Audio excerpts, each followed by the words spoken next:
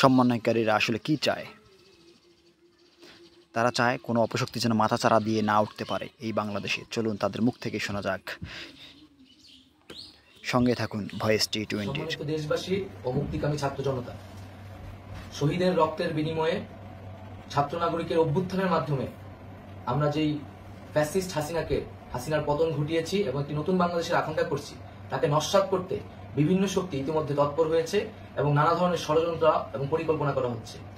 আমরা মুক্তিকামী ছাত্র জনতার পক্ষ থেকে স্পষ্টভাবে বলতে চাচ্ছি যে এই বাংলাদেশকে ফ্যাসিবাদী রেজিম থেকে মুক্ত করার জন্য এবং একটি নতুন বাংলাদেশ, জনগণের বাংলাদেশ প্রতিষ্ঠার জন্য সকল ধরনের ষড়যন্ত্রকে নস্যাৎ করার জন্য, প্রতিহত করার জন্য বাংলাদেশের ছাত্র জনতা কিন্তু সদা প্রস্তুত রয়েছে। আমরা দেখতে পাচ্ছি নানান জায়গায় লুটপাট, সহিংসতা এবং সাম্প্রদায়িক হামলার মতো ন্যাক্কারজনক ঘটনা ঘটছে।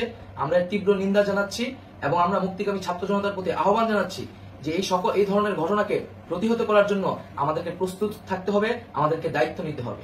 কেউ যাতে এই আন্দোলনকে নস্যাৎ করার জন্য এই ধরনের ঘটনা ঘটানোর সুযোগ না পায়, সেদিকে আমাদের সদা সতর্ক থাকতে হবে।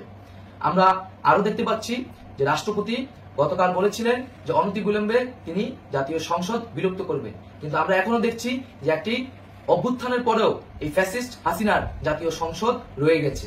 তাই আমরা ঘোষণা করছি যে আজ দুপুর 3টার মধ্যে এই ফ্যাসিস্ট হাসিনার যে জাতীয় সংসদ, সেই সংসদের বিলুপ্তি ঘোষণা করতে হবে।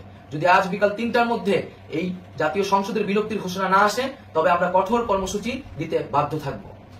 এছাড়া বন্ধুগণ, সবার জন্য আমরা জানাচ্ছি যে আমাদের যে অন্তর্বর্তীকালীন সরকারের কথা আমরা বলেছি, সেই সরকারের প্রধান উপদেষ্টার নাম আমরা ইতিমধ্যে ঘোষণা করেছি এবং এই সরকারের অন্যান্য উপদেষ্টা সহ সামগ্রিক রূপরেখা আমাদের প্রস্তুত রয়েছে। আমরা খুব শীঘ্রই সেই রূপরেখাটি জাতির সামনে উপস্থাপন করব। আমরা বাংলাদেশের স্থিতিশীলতা চাচ্ছি, সমাজে ন্যায় বিচার চাচ্ছি, সেজন্য কার্যকর পদক্ষেপ নিতে হবে এবং তার প্রথম পদক্ষেপটি হতে হবে এই জাতীয় সংসদ ভেঙে দেওয়া।